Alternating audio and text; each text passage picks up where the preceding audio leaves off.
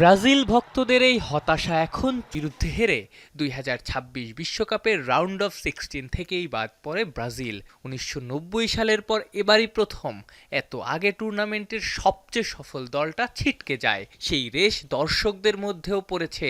এক জরিপে উঠে এসেছে ফুটবল নিয়ে ব্রাজিলিয়ানদের আগ্রহ দিনকে দিন কমছে। গত ৩ বছরে যা কমেছে উল্লেখযোগ্য হারে। ২০২৬ বিশ্বকাপ ফাইনালের কয়েকদিন পরই আরও নির্দিষ্ট করে বললে ২২ ও ২৩ জুলাই ডাটা ফোলহার এই জরিপের জন্য তথ্য সংগ্রহ করা হয়। ব্রাজিলের ৫টা অঞ্চলের ১৩৯টা পৌরসভার ২০০৪ জন মানুষের ওপর এই জরিপ চালানো হয়, যাদের বয়স ছিল ১৬ বছর কিংবা তার চেয়ে বেশি। এই জরিপে উঠে এসেছে